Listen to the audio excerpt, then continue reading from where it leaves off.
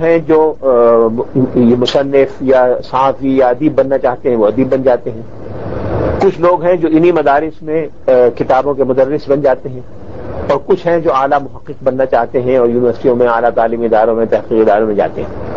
یہ 5 قسم کے لوگ ہیں جو مدارس سے نکل کے ان 5 میدانوں میں جا رہے ہیں. درس نظامی یا مدارس کے نظام میں ان 5 لوگوں کی ضروریات کا الگ الگ سامان نہیں ہے. جو لوگ امام مسجد ہو جاتے ہیں ان کے لیے یہ سارا غیر ضروری ہے. پاکستان میں ایک بڑے جید عالم ہیں، وفاق المدارس کے صدر ہیں، ان سے میری بات ہو رہی تھی. تو میں نے کہا کہ مولانا آپ 8 سال طالب علم کو پڑھاتے ہیں، آپ محفظی اور شرح عقائد اور ملا حسن اور ملا جلال اور یہ سارے کتابیں شرح ہدایت الحکمت پڑھا رہے ہیں. اس کے بعد وہ پڑھ کے مسجد میں امام ہو جاتا ہے کراچی میں یا کسی جگہ. اس کو پورے 50 سال جزء ہدایت الجزا کے مسئلے کو ڈیل کرنے کی ضرورت نہیں پڑتی. جو سوالات لوگ اس سے پوچھتے ہیں اس کا جواب اس کو نہیں آتا، جو آپ پڑھاتے ہیں وہ اس سے کوئی پوچھتا نہیں. تو یہ اس کے لیے بھی تزیہ اوقات ہے، آپ کے لیے تزیہ وسائل ہے. جن لوگوں نے آپ کو وسائل دیے ہیں ان کے وسائل کا غلط استعمال ہے. آپ اس شخص کے لیے جو امام بننا چاہتا ہے اس کے لیے 3 سال کا ایک نصاب بنائیں جس میں وہ چیزیں ہوں جس کی امام مسجد کو ضرورت ہے. اکثر لوگ مدرسوں میں تجوید نہیں پڑھتے، قرآن صحیح نہیں آتا، اکثر لوگ حافظ نہیں ہوتے، اکثر لوگوں کو وہ روزمرہ کے مسائل معلوم نہیں ہوتے جو لوگ پوچھتے ہیں. اچھا، جو مسائل اس نے پڑھے ہوتے ہیں وہ لوگوں کو کے عملی مسائل نہیں ہیں. اس لیے میرا خیال میں پہلے ایک نصاب ایسا ہو. اول تو یہ ہونا چاہیے کہ میٹرک پاس کرنے کے بعد مدرسوں میں داخلہ ہو. سب ایک کامن لیول جو مین اسٹریم ہے اس کے ساتھ ہونا چاہیے تاکہ عالم دین وہ زبان سمجھ سکے، وہ زبان بول سکے جو عام لوگ بولتے ہیں. اس کے بعد 3 سال کا ایک نصاب ہو جس کو کرنے کے بعد لوگ امام مسجد ہو سکیں.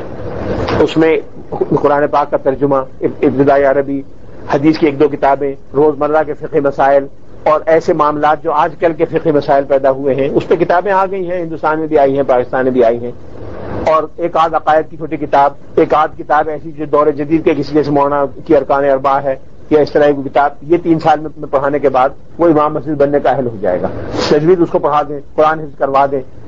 اس کے بعد پھر مزید 2, 3 یا 4 سال کا ایک کورس ہو ان لوگوں کے لیے جو یا تو صحافی یا ادیب بننا چاہتے ہیں یا سرکاری اسکولوں میں مدرس بننا چاہتے ہیں، اسلامیات کے ٹیچر بننا چاہتے ہیں. ان کے لیے آپ نصاب اس کو اب BA کی سطح پہ آپ تشکیل کر لیں یا گریجویشن کے لیول کا ہو جائے جس میں کچھ اور چیزیں، تھوڑی سی معاشیات، تھوڑی سی سیاسیات، معاشیات ایسا سچ نہیں بلکہ معاشیات کے وہ پہلو جو اسلامی تعلیم سے متعلق ہیں. اسلامی بینکاری کیا ہے، اسلامی انشورنس کیا ہے، آج کل جہاں بینکاری کا کام ہو رہا ہے وہ کیسے ہو رہا ہے، اسلام میں کیا چیزیں ہیں جو معاشیات سے متعلق ہیں، اسلام میں سیاسی نظام کے بارے میں تعلیمات کیا ہیں، اسلامی قانون کیا ہے، عدالت میں کیا ہوتا ہے، اس طرح کی چیزیں جو یعنی دور جدید سے اس کو ریلیٹ کر کے فقہی مسائل پڑھائے جائیں. یہ ان لوگوں کے لیے ہو جائے گا جو جدید درسگاہوں میں پڑھانا چاہتے ہیں. اس کے بعد پھر ایک 5 سال کا نصاب ہو جو تکمیل کا ہو، جو ان لوگوں کے لیے ہو جو محقق بننا چاہتے ہیں، جو اعلیٰ درسگاہوں میں پڑھانا چاہتے ہیں، فقہ حدیث تفسیر کے اعلیٰ استاد بننا چاہتے ہیں. اس میں موجودہ نصاب سارا کا سارا رکھیں، اس کے علاوہ بھی بہت کچھ شامل کریں.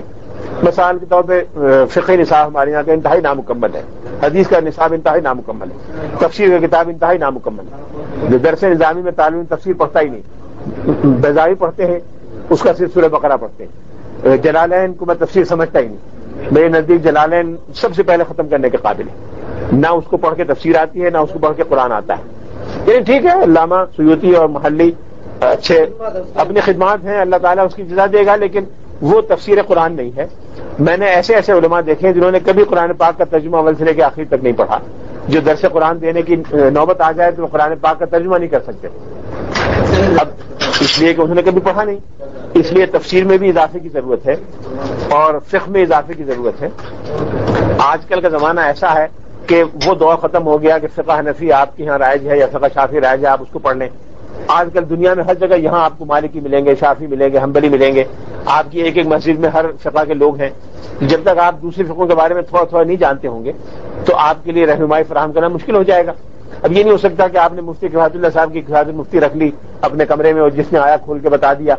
یہ نہیں چل سکتا اس زمانے میں. یہ ہندوستان کے دیہات میں، پاکستان کے گاؤں میں چل سکتا ہے، یہ دبئی میں اور لندن میں اور انگلستان میں اور امریکہ میں نہیں چل سکتا. اس کے لیے لوگوں کو آپ تیار کریں. اب اگر لوگ تیار نہیں ہوں گے اور خود لوگ جا کے ادھر ادھر منہ ماریں گے اس سے گمراہی پیدا ہوگی. بہتر یہ کہ آپ تیار کریں لوگوں کو، اس کا ایک نظام بنائیں، اس کا ایک نصاب ہو جس میں لوگوں کو پڑھایا جائے. خود فقہ حنفی کے بارے میں لوگوں کو واقفیت نہیں ہے فقہ حنفی کے بعد قدوری، ہدایہ، شرح وقایہ، بس ختم. اس کے بعد زیادہ سے زیادہ اگر کوئی مفتی بنا اس نے ابن عابدین کی کتاب رکھ لی، رد المختار، اور فتاوی دارالعلوم دیوبند اور کفایت المفتی، اور مفتی صاحب ہو گئے.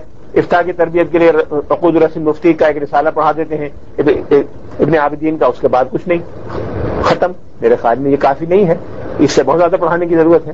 اس لیے میں سمجھتا ہوں جو پڑھایا جا رہا ہے وہ ناکافی ہے، اس میں اضافے کی ضرورت ہے، اور اس میں مختلف جو مقاصد ہیں اس کے الگ الگ خیال کر کے اس کے لحاظ سے نصاب بنانے کی ضرورت ہے. اگرچہ وزارت تعلیم کا مسئلہ تھا، ہم سے متعلق نہیں تھا. مسئلہ یہ ہوا تھا کہ صدر ضیاء الحق صاحب کے زمانے میں یہ طے کیا گیا تھا کہ 6ٹھی 7ویں 8ویں کلاس میں عربی زبان کمپلسری ہوگی اور پورے پاکستان کے اسکولوں میں عربی زبان پڑھائی جائے گی. اس کے لیے وزارت تعلیم نے کتابیں تیار کرائی اور 6ٹھی 7ویں 8ویں کلاسوں میں عربی کمپلسری ہوگی آن پیپر.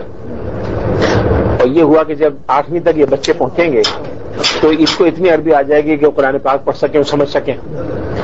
اب پاکستان میں کوئی 3-3.5 لاکھ کے قریب اسکول تھے اس وقت، نہ 3-3.5 لاکھ ٹیچر ہیں. آپ مدرسوں کا حال دیکھ لیجیے، مدرسوں میں کہاں کس کو عربی آتی ہے؟ اتنے سارے باوجود نہیں جانتے تو اسکولوں میں کہاں آ جائے گی سرکاری؟ نہ کسی نے ٹیچر رکھا، کون رکھا گیا کون نہیں رکھا گیا، کس نے پڑھایا نہیں پڑھایا. 3 سال گزر گئے، کسی کو عربی نہیں آئی.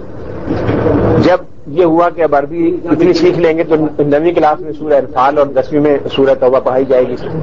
تو جب 10ویں کا امتحان کا مرحلہ آیا تو ماں باپ بڑے گھبرائے کہ بچوں کو تو عربی نہیں آتی، اب یہ سورہ توبہ کہاں سے پڑھیں گے؟ تو اس پہ ہنگامہ ہوا کہ بچے تو فیل ہو جائیں گے. تو حکومت کے پاس گئے لوگ، مطالبہ کیا کہ کیا کریں. تو مشرف صاحب نے مجھ سے پوچھا کہ اس میں کیا کرنا چاہیے. میں نے چیک کیا، لوگوں کو بلایا، معلوم کیا تو معلوم ہوا کہ یہ 3 سال سے لوگ سو رہے تھے. کسی نے نہیں پوچھا کہ بھئی عربی پڑھ رہے ہیں بچے کہ نہیں پڑھ رہے، کون سی کتاب پڑھائی جائے گی. وہ جن لوگوں سے کتابیں تیار ہوئی انہوں نے ڈائریکٹ میتھڈ پہ عربی کتابیں مثل وغیرہ کے سامنے رکھ کے وہ ان کو سکھا دی. اس کا قرآن سے کوئی تعلق نہیں، ڈائریکٹ میتھڈ سے عربی جو آتی ہے وہ جیسی ہوتی ہے آپ کو معلوم ہے، آپ اسے دیکھ کے جانتے ہیں.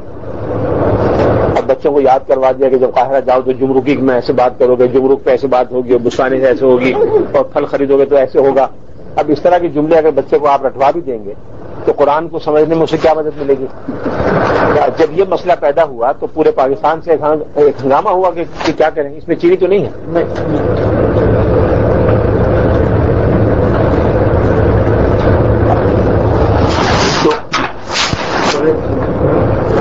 تو اس پر پھر یہ طے ہوا کہ فی الحال یعنی یہ بات ہے 2000 کی، 2000 کے مارچ کی بات ہے، فروری مارچ کی. اس وقت میرے کہنے پہ، میں اس کی ذمہ داری لیتا ہوں، میرے کہنے پہ وزارت تعلیم نے یہ ہدایات دے دی کہ جو ممتحنین پرچہ بنائیں وہ پرچہ اس طرح بنائیں کہ بچے سے ان صورتوں کے معنی و مطالب پوچھیں، عبارت کا ترجمہ نہ کروائیں. یعنی مثلا یہ پوچھیں، میں نے سوالات نمونے کے بنا کے دیے کہ بچہ یہ بتائے کہ سورہ توبہ میں مصارف زکوٰۃ کیا بیان کیے گئے ہیں، زکوٰۃ کے مستحقین سورہ توبہ کی روشنی میں کون کون ہیں، سورہ توبہ میں منافقین کے کیا کیا اوصاف بیان کیے گئے ہیں. جس میں یہ ہو کہ بچے نے سورہ توبہ پڑھ لی، مفہوم سمجھ لیا اردو میں یا انگریزی میں جس زبان میں پڑھتا ہے، اور اس کے مطالب کے بارے میں اس سے سوال کرے.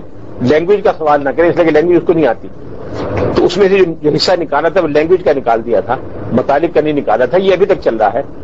اس کے بعد پھر اس پہ کمیٹی بنی، غور ہوا تو اس کمیٹی نے یہ کہا کہ یہ تو 2 صورتیں اس لیے رکھی گئی تھیں 9ویں 10ویں میں کہ یہ بچے کو اتنی عربی آ جائے گی، عربی آئی نہیں تو اس لیے آسان صورتیں انہوں نے شامل کر دی اور یہ صورتیں بی اے میں شامل کر دی. اب وہ جو نکالی انہوں نے بی اے میں کر دی، میٹرک سے نکال دی. اب لوگ یہ تو کہتے ہیں کہ میٹرک سے جہاد کی صورتیں نکال دی، لیکن یہ نہیں کہتے کہ کیوں نکالی اور نکال کے کہاں شامل کر دی. تو یہ ہے، لیکن کسی نے نکالی نہیں ہے. جہاد کے احکام بھی اسی طرح ہیں. تو وہ یہ والا کیا قصہ ہے، وہ جو اتفاق کا جو عقیدہ جو دارمین کا عقیدہ جو شامل کیا گیا ہے سوشلی کون سا نہیں، وہ میرے علم نہیں. اصل میں ہوا یہ ہے کہ شروع میں یہ ہوتا تھا کہ حکومت پاکستان ایک نصاب مقرر کرتی تھی، ایک کیریکولم. اچھا، کیریکولم کی روشنی میں ٹیکسٹ بک کی تیاری پرائیویٹ لوگ کرتے تھے.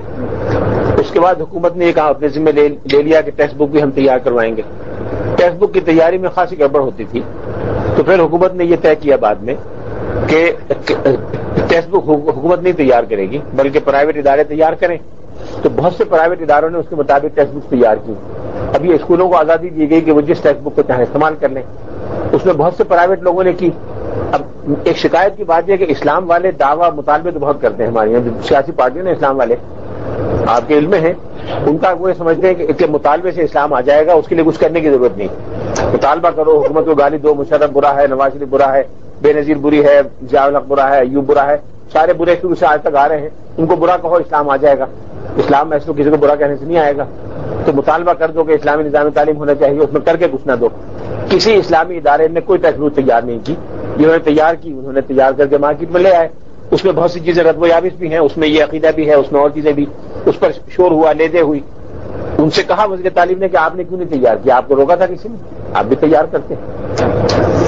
یہ ہے مطلب اس میں غلطی ہوئی ہے، لیکن اس غلطی کے اور لوگ ذمہ دار ہیں۔ میں ذاتی طور پہ اس سے اتفاق نہیں کرتا ہے، میرا خیال ہے یہ مناسب نہیں ہے۔ قرآن پاک جو زمان و مکان سے ماورا چیز ہے اس کو جزیات سے محدود کر دینا میرے خیال میں صحیح نہیں ہے۔ تفسیر جوہری میں جس طرح کی چیزوں کو زبردستی بنایا گیا، اس سلسلے میں تفسیر جوہری کو میں اتفاق نہیں کرتا۔ لیکن تفسیر جوہری تو آج سے 100 سال 50 سال پہلے کی سائنس پر تھی، وہ سائنس بھی بدل گئی، وہ حقائق بدل گئے، اب وہ تفسیر بیکار ہو گئی، irrelevant ہے۔ تو جو حدیث میں ہے نا کہ لقد حجرت واسعاً، وہ ہے یہ قرآن پاک کے عموم کو محدود کر دیتے ہیں خاص علاقے میں، خاص زمانے میں۔ صاحب بولے کہ تفسیر عربی میں جس میں امریکہ کو فرعون اور اس طرح کی چیزوں کے ساتھ پورے آیات کو سامنے رکھ کر اور اس کے بعد واقعے کے بعد پتہ نہیں آپ کو اتفاق ہوا کہ نہیں ہوا، مجھے اتفاق ہوا ہے مرزا غلام احمد قادیانی کی کتاب بہت پڑھنے کا۔ اس زمانے میں نے اتنی پڑھی ہوئی زبان نہیں یاد ہوئی گی۔ اس طرح کی چیزیں مرزا غلام احمد قادیانی کیا کرتے تھے، جس سے جو چاہیں نکال کے ثابت کر دیں۔ انہوں نے سورہ والشمس سے اپنی نبوت ثابت کی تھی، اور مثلا وہ اس طرح کا تھا کہ ویسے صحف و نشرت جب اخبارات عام ہو جائیں گے، دیکھیے اخبارات صحف و نشرت اخبارات عام ہو گئے، چھپنے لگے۔ ویسے الاشعار و الطلب جب اونٹیاں بیکار ہو جائیں گے، ریل چل گئی تو اونٹیاں بیکار ہو گئی۔ اسی طرح کی یہ جو آپ بتا رہے ہیں، انٹرنیٹ ثابت کر دیں، یہ ثابت کر دیں، وہ ثابت کر دیں۔ اکابر علماء کی نادر تقاریر، کلام شاعر بزبان شاعر کے 2 منفرد سلسلے، نداء الاسلام کیسٹ سیریز اور کاروان سخن کیسٹ سیریز، ترتیب و پیشکش عبد المتین منیری، دار المعارف امین الدین روڈ، منیر آباد، بھٹکل، ینکے، پن کوڈ نمبر 581320، انڈیا۔